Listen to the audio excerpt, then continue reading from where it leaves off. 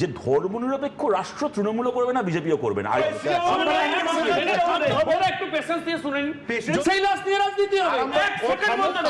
রাজনৈতিক ফাজলামোর জায়গাটাও কিন্তু ভীষণভাবে থাকছে। শিক্ষা ব্যবস্থা যেখানে একেবারে লাটে উঠেছে, যে আপনার হাতে কলমের খাপটাকে কিন্তু আমি সত্যিকারের বুলেট দেখলাম। পশ্চিমবঙ্গের মানুষকে এই যে একটা ভাঁওতাবাজির মধ্যে, সিপিএম দুর্দান্ত দল ছিল, সিপিএম এর যে তৃণমূলীকরণ, যে জায়গাটা তৃণমূল তৈরি করেছে, সিপিএম আমলে কখনো ছিল না। শতরূপ এটা নিশ্চিতভাবে বলবে না যে 34 বছরে বামফ্রন্ট সরকার কোনো অন্যায় করেনি। শুভেন্দু অধিকারী টাকা খাওয়ার পরেও কেন মমতা বন্দ্যোপাধ্যায় তাকে সেই ভোটেই আবার জিতিয়ে এনে মন্ত্রী করলেন? নমস্কার, চলবে রণজিতে আপনাদের সবাইকে স্বাগত। আপনাদের ভালো রাখতে, সমাজকে ভালো করার প্রয়াসেই এই প্রতিবেদনের অবতারণা। ছোট্ট একটা ট্রেলার দেখালাম, সম্পূর্ণটা দেখাবো, কিন্তু এটুকুতেই বুঝলেন যে চাটনটা দিয়েছে তৃণমূল কংগ্রেসের বর্ষিয়ান নেতা সমীর চক্রবর্তীকে শঙ্কুদেব পান্ডা, শতরূপ মিলে, এবং তারপরে দেখাবো যে মমতা বন্দ্যোপাধ্যায়ের এই প্রশাসনের কি চরম বেজ্জিতটাই না করলেন শুভময় মৈত্র। আমি অনেকদিন ধরে বলছি যে শুভময় মৈত্র যে বক্তব্যগুলো রাখছে বর্তমানে, এই শাসকের বিদায়টা তিনি চায়, এবং বিদায় চেতে গিয়ে কিছু ইঙ্গিতপূর্ণ কিন্তু তার মন্তব্য রয়েছে, সেগুলো একটু ফলো করবেন। সিপিআইএম আমলটাকে কিন্তু তিনি হয়তো সমালোচনা করছেন, কিন্তু একই সাথে তাদের আমলটা যে এই 14 বছরের থেকে অনেক ভালো ছিল তুলনামূলকভাবে, সেটা কিন্তু প্রকারান্তরে বুঝিয়ে দিচ্ছেন এবং তাদেরকেই আহ্বান করছেন। কথা বাড়াবো না, একটু দেখুন, তারপরে দু একটা কথা বলবো, একটু দেখতে থাকুন। ধর্মনিরপেক্ষ রাষ্ট্র তৃণমূলও করবে না, বিজেপিও করবে না। আলটিমেটলি ঠাকুরটা এই ঠাকুরের মতো এই ঠাকুর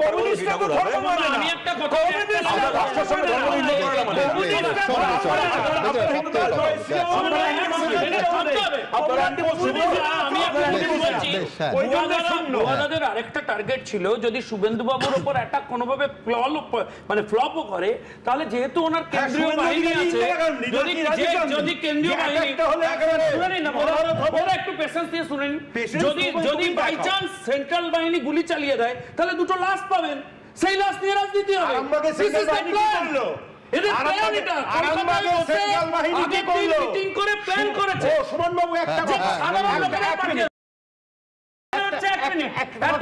যখন বলছিলেন মনে ছিল না,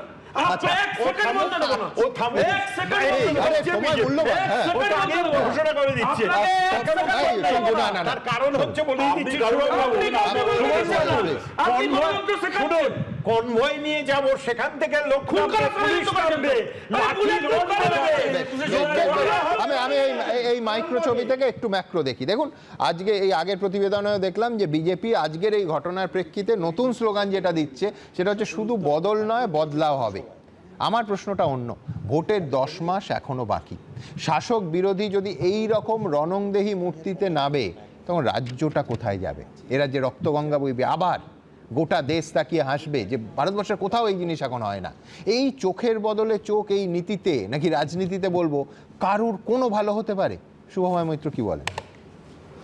সুমনবাবু, এই যে সামনের যে 2026 নির্বাচন, তার যে রাজনৈতিক ভাষ্যটা কি হবে, সেই জায়গায় তৃণমূল এবং বিজেপি মোটের ওপর যেটা করছে, তার মধ্যে রহস্য রোমাঞ্চ কিছুটা আছে।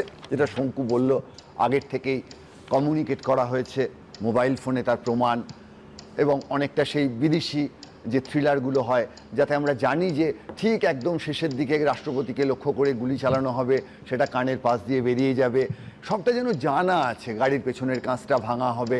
সুতরাং ওই রাজনৈতিক ফাজলামির যে জায়গাটা, সেই জায়গাটা কিন্তু ঠিক যেমন গণতন্ত্র হরণ করা হচ্ছে, একই সঙ্গে রাজনৈতিক ফাজলামোর জায়গাটাও কিন্তু ভীষণভাবে থাকছে। কলকাতার সব সরণি, যেখানে ধরণী দ্বিধা হচ্ছেন, সব গাড়ি ঘোড়ায় বসে আমরা উদয় শঙ্কর। পশ্চিমবঙ্গের শিক্ষা ব্যবস্থা যেখানে একেবারে লাটে উঠেছে, সেখানে তৃণমূল এবং বিজেপি, যার মধ্যে তৃণমূলের যিনি, তিনি 1991 থেকে 2015 সাল অবধি বামফ্রন্টের সঙ্গে ছিলেন, বিজেপির যিনি, তিনি একটা দীর্ঘ সময় ধরে 2020 সাল অবধি কংগ্রেস হয়ে তৃণমূলের সঙ্গে ছিলেন। অর্থাৎ কে কোন দলে সেটা ইম্পর্টেন্ট নয়, মতাদর্শের কথা ইম্পর্টেন্ট নয়। সেই জায়গা থেকে দাঁড়িয়ে একটা রাজনীতির, যেটা কুণাল ঘোষ মহাশয় বলেছেন, রাজনীতির চাঁদ মামা চলছে, একটা ইলিউশন চলছে। যে ইলিউশনটা এমন জায়গায় পৌঁছে গেছে যে আপনার হাতে কলমের খাপটাকে কিন্তু আমি সত্যিকারের বুলেট দেখলাম। পশ্চিমবঙ্গের মানুষকে এই যে একটা ভাঁওতাবাজির মধ্যে, এই একটা ইলিউশনের মধ্যে দুটো রাজনৈতিক দল ফেলে দিয়েছে, এর মানে এই নয় সিপিএম দুর্দান্ত দল ছিল, কংগ্রেস দুর্দান্ত দল ছিল, কিন্তু স্বাধীনতার পর থেকে এবং 2011 পর্যন্ত, 2011-র মধ্যে সিপিএমের যে তৃণমূলীকরণ সেটা তো 2000 সালের পর থেকে ভালোই হয়েছে, এবং যে কারণে তাদের মন্ত্রীরা তৃণমূলে গেছেন, তাদের এমপিরা বিজেপিতে গেছেন, তারা শিক্ষা দীক্ষা 34 বছরে গুছিয়ে দিয়েছেন আর কি তার দলের লোককে।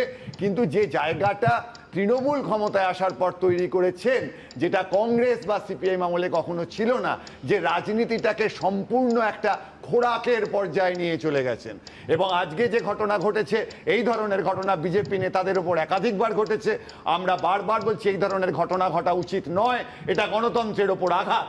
একই সঙ্গে রাস্তায় যাদেরকে দেখলাম তাদেরকে সবাইকে আমি সঙ্গে সঙ্গে রোহিঙ্গা বলে দিলাম, সবাইকে সংখ্যালঘু বলে দিলাম, সেইখানে হিজবুল মুজাহিদিনের কথা আসছে। এইভাবে হাস্যকর করে দিচ্ছেন কেন পশ্চিমবঙ্গের রাজনীতিটাকে? বক্তব্য সেই জায়গাতেই পরিষ্কার যে আমাদের পশ্চিমবঙ্গে আগামী 2026 নির্বাচনের আগে অনেকগুলো গুরুত্বপূর্ণ প্রশ্ন আছে, যার মধ্যে মূল প্রশ্ন হচ্ছে মধ্যবিত্ত বাঙালির আগামী দিনে কি হবে। আমরা যে একটা বিরাট বিপদের মধ্যে আছি তৃণমূল এবং বিজেপির এই লড়াইতে, এবং যেখানে সিপিএম এবং কংগ্রেসও দায়িত্ব নিয়ে আবার সেই শূন্য ধরে রাখার জায়গায় আসছে। অর্থাৎ আগের বার যেভাবে তৃণমূল এবং বিজেপি মিলে 294-এ 293 পেয়েছিল, এবার হয়তো তারা 294-এ 294 পাবে। তারা নিম্নবিত্ত মানুষ নিয়ে ভাববে, তারা হিন্দু মুসলমান নিয়ে ভাববে, কিন্তু মধ্যবিত্ত বাঙালির সমস্যা শিক্ষা দীক্ষা স্বাস্থ্য থেকে শুরু করে সেই জায়গা নিয়ে এই দুটি রাজনৈতিক দল কোনো আন্দোলন করছে না। এদের প্রতিটি আন্দোলন এসপি অফিস অভিযান থেকে শুরু করে নিজেদের মধ্যে গোলমাল। গতকাল তৃণমূলের মধ্যে মজা দেখলাম, আজকে তৃণমূল বিজেপির মধ্যে একটা দ্বন্দ্ব দেখছি। এতে কিন্তু রাজ্যের ভবিষ্যৎ নিয়ে একটা কোনো পরিষ্কার কথা নেই। আমি শঙ্কুর কাছে যাব, তার আগে আরো দুটো গুরুত্বপূর্ণ শতরূপ এটা নিশ্চিতভাবে বলবে না যে 34 বছরে বামফ্রন্ট সরকার কোনো অন্যায় করেনি, কোনো অপরাধকে ঢাকার চেষ্টা করেনি, এটা বলতে পারে না। 34 বছরের দায়িত্ব শতরূপ কি করে নেবে? যে শুভেন্দু অধিকারী টাকা খাওয়ার পরেও কেন মমতা বন্দ্যোপাধ্যায় তাকে সেই ভোটেই আবার জিতিয়ে এনে মন্ত্রী করলেন? আপনাকে উত্তর দিতে হবে। আপনি তার কারণ হচ্ছে তারপরেই তুমি দল ছেড়ে চলে গেছে। আরে 2017 সালে টাইম ফ্রেমটা ঠিক হচ্ছে না। কি বলছেন? 2020 সালে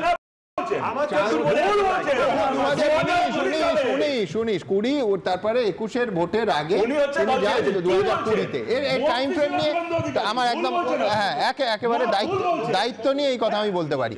কিন্তু শুনলেন শুভময় মৈত্রের সম্পূর্ণ বক্তব্য। আশা করি এই বক্তব্যের মধ্যে যে শ্লেষ ছিল, যে হিউমার ছিল, এবং এই সরকারকে একই সাথে বিজেপিকেও যেভাবে তুলনা করেছেন, বামেদের কিন্তু তুলনামূলকভাবে একটা ভালো জায়গায় রেখেছেন, যেটা আগের বক্তব্যগুলোতে আমি আপনাদের শুনিয়েছি। একই সাথে এই বর্ষিয়ান যে তৃণমূলের নেতা সমীর চক্রবর্তীকে যেভাবে চাটনটা দিয়েছে এই শতরূপ এবং শঙ্কু মিলে, ইনি এর পরে স্টুডিওতে আসবেন কিনা যথেষ্ট সন্দেহ রয়েছে। যাই হোক, এই প্রতিবেদন যদি ভালো লাগে তাহলে অনেক মানুষের মধ্যে ছড়িয়ে দেওয়ার ব্যবস্থা করুন। 2026-এর আগে এই সমস্ত প্রতিবেদন আরও বেশি মানুষের মধ্যে ছড়িয়ে দেওয়া ভীষণভাবে প্রয়োজন। কারণ প্রত্যন্ত অঞ্চলের মানুষ কিন্তু রোজ টিভিটা দেখে না বা এই মেইনস্ট্রিম মিডিয়া দেখে না। ইউটিউব এবং ফেসবুক এখন অত্যাধিক জনপ্রিয়।